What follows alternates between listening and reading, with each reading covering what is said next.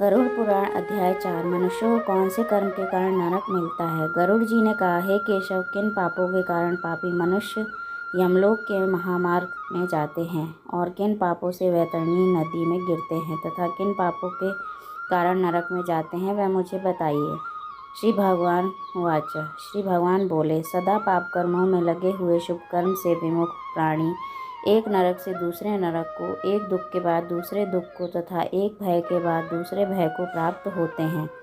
धार्मिक जन धर्मराजपुर में 3 दिशाओं में स्थित द्वारों से जाते हैं और पापी पुरुष दक्षिण द्वार के मार्ग से ही वहां जाते हैं। इसी महादुखदायी दक्षिण मार्ग में वैतरणी नदी है, उसमें जो पापी पुरुष जाते हैं उन्हें मैं तुम्हें बताता हूँ। जो ब्राह्मणों की हत्या करने वाले, सुरापान करने वाले, गौघाती, बाल हत्यारे, स्त्री की हत्या करने वाले, गर्भपात करने वाले और गुप्त रूप से पाप करने वाले हैं। जो गुरु के धन को हरण करने वाले, देवता अथवा ब्राह्मण का धन हरण करने वाले, स्त्री द्रव्यहारी, बाल द्रव्यहारी और जो ऋण लेकर उसे न लौटाने वाले, धरोहर का अपहरण करने वाले, विश्वासघात करने वाले, विषान देकर मार डालने वाले, दूसरे के दोष को ग्रहण करने वाले, गुणों की प्रशंसा ना करने वाले, गुणवानों के साथ ढाह रखने वाले, नीचों के साथ अनुराग रखने वाले, मूढ़ सत्संगी से दूर रहने वाले, जो तीर्थों, सज्जनों, सत्कर्मों, गुरुजनों और देवताओं की निंदा करने वाले हैं, पुराण, वेद, मीमांसा, न्याय और वेदांत को दूषित करने वाले हैं, दुखी व्यक्ति को देखकर प्रसन्न होने वाले, प्रसन्न को दुख देने वाले, दुर्वाचन बोलने वाले और सदा दूषित चित्तवृत्ति वाले हैं, जो हितकर वाक्य और शास्त्रीय वचनों को कभी ना सुनने वाले, अपने को श्रेष्ठ समझने वाले, घमंडी, मूर्ख होते हुए अपने को विद्वान समझने वाले हैं। ये तथा अन्य बहुत पापों का अर्जन करने वाले धर्मी जीव रात दिन रोते हुए यम मार्ग में जाते हैं। यमदूतों के द्वारा पीटे जाते हुए वे पापी वैतरणी की ओर जाते हैं और उसमें गिरते हैं। ऐसे उन पापियों के विषय में मैं तुम्हें बताता हूँ, जो माता पिता, गुरु, आचार्य और पूज्य जनों को अपमानित करते हैं। वे मनुष्य वैतरणी में डूबते हैं। जो पुरुष पतिव्रता, सच्चरित, उत्तम कुल में उत्पन्न, विनय से युक्त स्त्री को देश के कारण छोड़ देते हैं, वे वैतरणी में पड़ते हैं। जो हजारों गुणों के होने पर भी सत्पुरुषों में दोष का आरोपण करते हैं और उनकी अवहेलना करते हैं, वैतरणी में पड़ते हैं। वचन देकर जो ब्राह्मण को यथार्थ रूप में दान नहीं देता है और बुला करके जो व्यक्ति नहीं है ऐसा कहता है, वे दोनों सदा वैतरणी में निवास करते हैं। स्वयं दी हुई वस्तु का जो अपहरण कर लेता है, दान देकर पश्चाताप करता है, जो दूसरों की आजीविका का हरण कर लेता है, दान देने से रोकता है, यज्ञ का विध्वंस करता है, कथा भंग करता है, क्षेत्र की सीमा का हरण कर लेता है और गोचर भूमि को जोतता है, वह वैतरणी में पड़ता है। ब्राह्मण होकर रस विक्रय करने वाला, वृषली का पति, वेद प्रतिपादित यज्ञ के अतिरिक्त अपने के लिए पशुओं की हत्या करने वाला, ब्रह्मकर्म से च्युत, मांस भोजी, मद पीने वाला, उष्ट्रंकर स्वभाव वाला, शास्त्र अध्ययन से रहित, वेद पढ़ने वाला शूद्र, कपिला का दूध पीने वाला शूद्र, यज्ञोपवीत धारण करने वाला शूद्र, ब्रह्माणी का पति बनने वाला शूद्र, राजमहिषी के साथ व्यभिचार करने वाला, पराई स्त्री का अपहरण करने वाला, कन्या के साथ कामाचार की इच्छा रखने वाला तथा जो सतीत्व को नष्ट करने वाला है, ये सभी तथा इसी प्रकार और भी बहुत निषिद्धाचरण करने से में उत्सुक तथा शास्त्र विहित कर्मों को त्याग करने वाले वे मूढ़जन वैतरणी में गिरते हैं। सभी मार्गों को पार करके पापी यम के भवन में पहुँचते हैं और पुनः यम की आज्ञा से आकर दूत लोग उन्हें वैतरणी में फेंक देते हैं।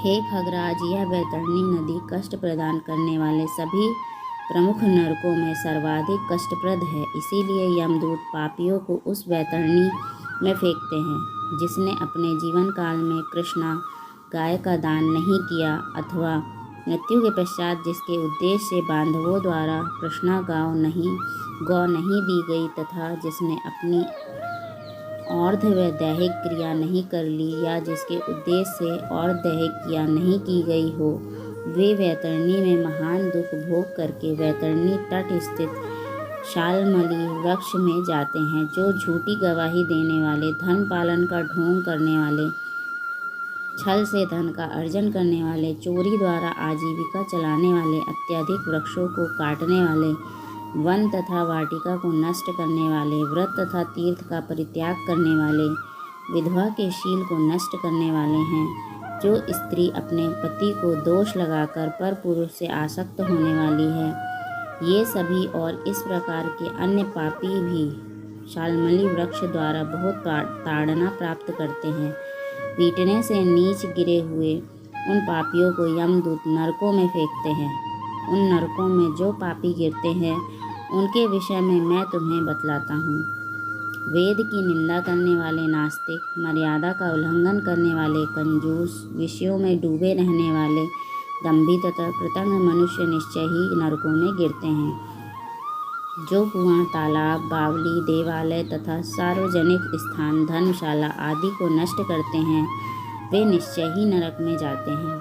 स्त्रियों, छोटे बच्चों, नौकरों तथा श्रेष्ठ जनों को छोड़कर एवं पितरों और देवताओं की पूजा का परित्याग करके जो भोजन करते हैं, वे नरकगामी होते हैं। जो मनुष्य को कीलों से, पुलों से, लकड़ियों से तथा पत्थरों एवं कांटों से रोकते हैं, निश्चय ही वे नरकगामी होते हैं। जो मंद पुरुष भगवान शिव, भगवती शक्ति, नारायण, सूर्य, गणेश, सद्गुरु और विद्वान इनकी पूजा नहीं करते, वे नरक में जाते हैं। दासी को अपनी शैया पर आरोपित करने से ब्राह्मण अधोगति को प्राप्त होता है और शूद्र में संतान उत्पन्न करने से वह ब्राह्मणत्व से ही च्युत हो जाता है। वह ब्राह्मण धम कभी भी नमस्कार के योग्य नहीं होता। जो मूर्ख ऐसे ब्राह्मण की पूजा करते हैं, वे नरकगामी होते हैं। दूसरों के कलह से प्रसन्न होने वाले जो मनुष्य ब्राह्मणों के कलह और गौओं की लड़ाई को नहीं रुकवाते हैं अथवा उसका समर्थन करते हैं, बढ़ावा देते हैं, वे अवश्य ही नरक में जाते हैं। जिसका कोई दूसरा शरण नहीं है, ऐसी पतिपरायण स्त्री के ऋतुकाल की द्वेषवश उपेक्षा करने वाले निश्चित ही नरकगामी होते हैं।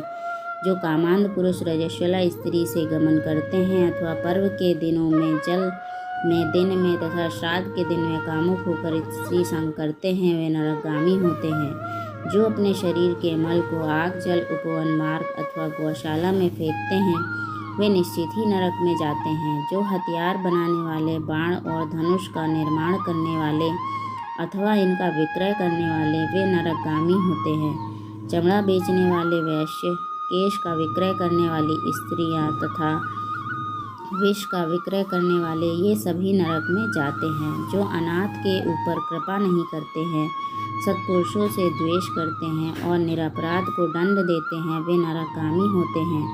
आशा लगाकर घर पर आए हुए ब्राह्मणों और याचकों को पाक संपन्न रहने पर भी वो जो भोजन नहीं कराते, वे निश्चय ही नरक प्राप्त करने वाले होते हैं। जो सभी प्राणियों में विश्वास नहीं करते और उन पर दया नहीं करते तथा जो सभी प्राणियों के प्रति कुटिलता का व्यवहार करते हैं, वे निश्चय ही नरकगामी होते हैं। जो अजितेंद्रिय पुरुष नियमों को स्वीकार करने के बाद उन्हें त्याग कर देते हैं, वे नरकगामी होते हैं। जो आध्यात्म विद्या प्रदान करने वाले गुरु को नहीं मानते और जो पुराणावक्ता को नहीं मानते, वे नरक में जाते हैं। विवाह को भंग करने वाला, देव यात्रा में विघ्न करने वाला तथा तीर्थ यात्रियों को लूटने वाला घोर नरक में वास करता है और वहाँ से उसका पुनरावर्तन नहीं होता। जो महापापी घर, गांव तथा जंगल में आग लगाता है, यमदूत उसे ले जाकर अग्नि कुंडों में पकाते हैं। इस अग्नि में जले हुए अंग वाला वह पापी जब छाया की याचना करता है तो यमदूत उसे असीपत्र नामक वन में ले जाते हैं, जहाँ तलवार के समान तीक्ष्ण पत्तों से उसके अंग जब कट जाते हैं, तब यमदूत उससे कहते हैं, रे पापी, शीतल छाया में सुख की नींद सो। जब वह प्यास से व्याकुल होकर जल पीने की इच्छा से पानी मांगता है तो दूतों के द्वारा उसे खौलता हुआ तेल पीने के लिए दिया जाता है। पानी पियो और अन्न खाओ, ऐसा उस समय उनके द्वारा कहा जाता है। उस अति उष्ण तेल के पीते ही उनकी आंतें जल जाती हैं और वे गिर पड़ते हैं। किसी प्रकार पुनः उठकर अत्यंत दीन की भांति प्रलाप करते हैं। विवश होकर ऊर्ध्व श्वास लेते हुए वे कुछ कहने में भी समर्थ नहीं होते। हे ताक्ष, इस प्रकार की पापियों की बहुत सी आत्माएं बताई गई हैं। विस्तार पूर्वक इन्हें कहने की क्या आवश्यकता, इसके संबंध में सभी शास्त्रों में कहा गया है। इस प्रकार हजारों नर नारी नारकीय यातना को भोगते हुए प्रलय पर्यंत घोर नरकों में पकते रहते हैं, उस पाप का अक्षय फल भोग कर पुनः वहीं पैदा होते हैं और यम की आज्ञा से पृथ्वी पर आकर स्थावर आदि योनियों को प्राप्त करते हैं। वृक्ष, गुल्म, लता, वल्ली, गिरी तथा तृण आदि से स्थावर योनियाँ कही गई हैं। ये अत्यंत मोह से आवृत है। कीट, पशु, पक्षी, जलचर तथा देव, इन योनियों को मिलाकर 84 लाख योनियाँ कही गई हैं। इन सभी योनियों में घूमते हुए जब जीव मनुष्य योनि प्राप्त करता है और मनुष्य योनि में भी नरक से आए व्यक्ति चांडाल के घर में जन्म लेते हैं तथा उनसे भी कुष्ठ आदि पाप चिन्हों से वे बहुत दुखी रहते हैं। किसी को गलित कुष्ठ हो जाता है, कोई जन्म से अंधे होते हैं और कोई महारोग से व्यथित होते हैं। इस प्रकार पुरुष और स्त्री में पाप के चिन्ह दिखाई पड़ते हैं।